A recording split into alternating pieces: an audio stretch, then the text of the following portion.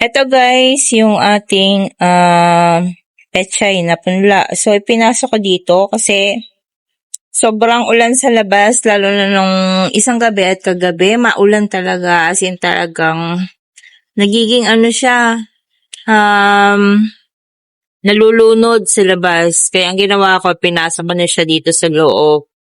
Kasi sobrang dami na ng tubig sa labas. So, nung nalunod siya at na-rescue ko agad, so bumalik naman siya sa dati niyang sigla. Pero ang napansin ko, ayan,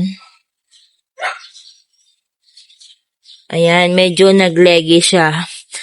So, ito for sale to na per basin is 100. So, marami siya.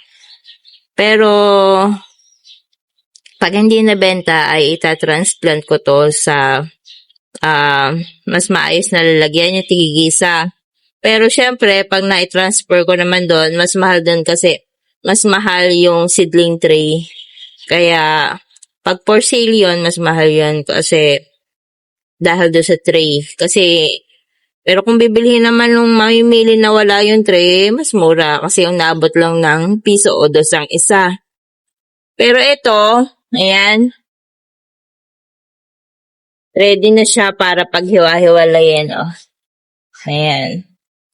So, ganun po ako magpunla. Tapos, saka ako idadirect siya doon sa mismong polybag kapag medyo malaki-laki na. So, yun po yung process na ginagawa ko dito sa gardening kasi wala po akong malawak na lupa. Kaya, tiis-tiis ako sa polybag.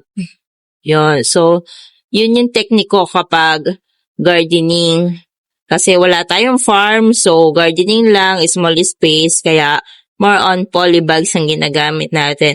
Pero kung tayo ay siswertihin, balang araw at magkaroon ng malaking budget, rerent po tayo ng mas malawak na lupa o kaya ay kung talagang big time, bibili tayo ng lupa, ano? So, kasi hindi ko inaalis sa akin sarili ang pagiging isang farmer kasi farmer po ang nanay at tatay ko. Farmer ang tatay ko sa palay, farmer ang nanay ko sa mga gulay.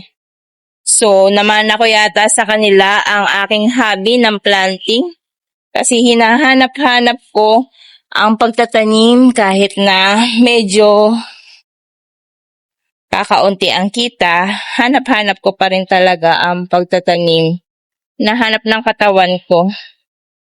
So, pakita natin yung mga pechay. So, ganito ang ginagawa ko.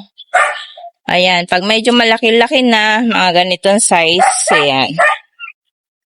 So, pan-transfer na siya dito sa polybag. Ayan. Pero pag maliliit pa doon sa seedling tray, ayan. So, ang gaganda naman ng pechay natin eh. So, yan, kinukuha na natin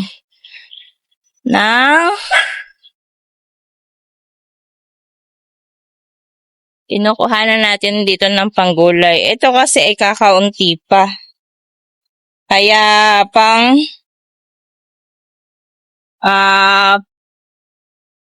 personal consumption lang muna.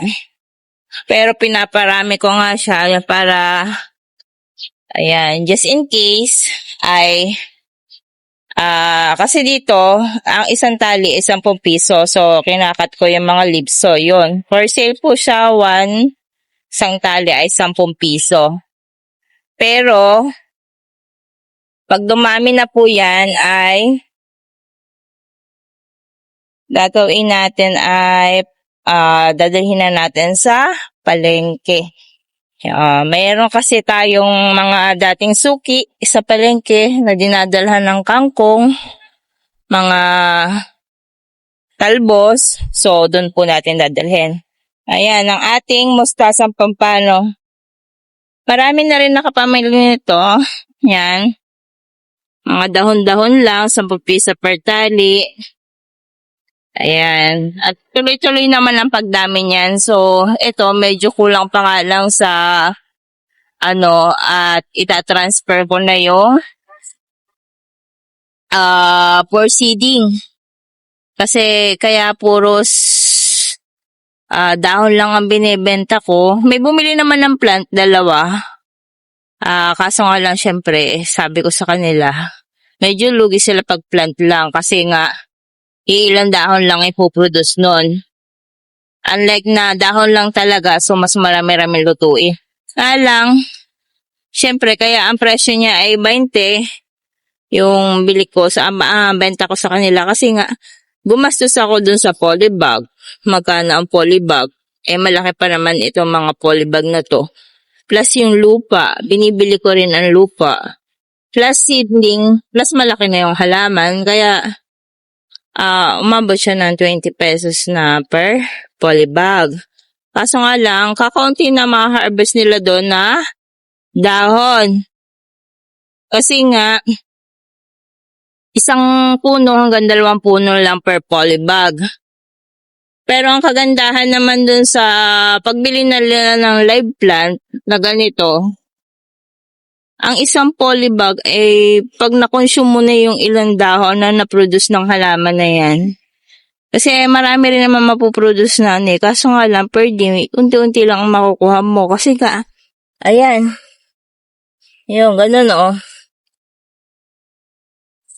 per day, kukuha ka ng 1 peraso, tapos yun utay-utay ang pagkuha ng katulad na rin, medyo paubos na rin nga. Ayan Kasi per day, kinukuha na natin yan ng dahon. Kinakat natin yan nasa lower part. At kapag po yan ay medyo yung napudpud na, katulad na rin, malapit na mapudpud. Ayan. Dalawang na lang yan, 2 dahon na lang ang pakinabang nun. So pag napudpud na yon, pataas na siya. Kaya hindi na siya pwedeng ibenta. At dahil siya ang purpose na nun ay pang flowering na at pang binhi na. So isa-segregate na natin pag ganyan tumataas na siya at hindi na pwedeng kuhanan ng dahon.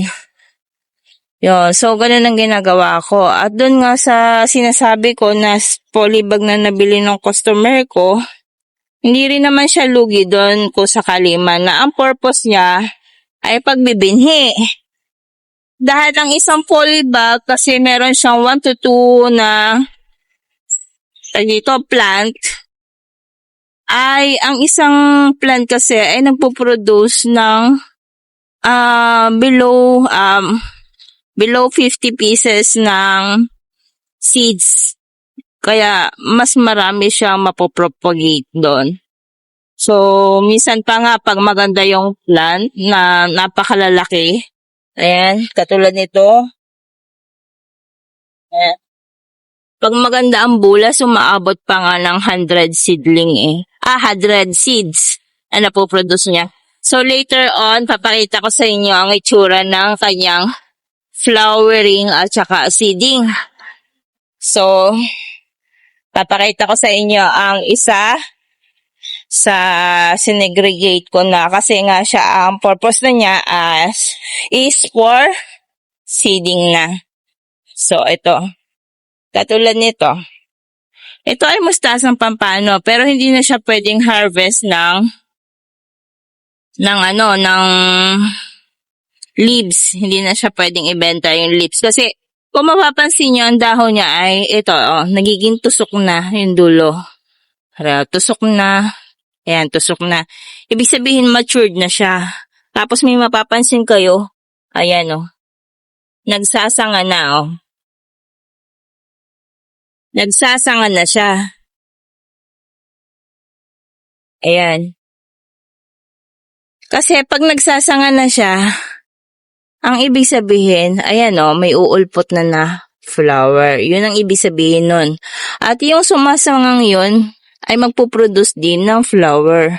Papakita ko later yung pag ito nag-flower na. And after flowering, seed na. Tapos yung seed na yun, nakagandahan.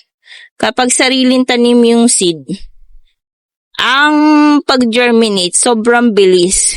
Unlike doon sa mga packaging na nabibili natin, na ang tagal mag-germinate minsan kasi expired na. So ito, pag bago talaga yung binhi, mabilis ang germination. So yun lang po yung isi-share ko this day. And thank you very much po. Sana i-like nyo po yung aking mga videos.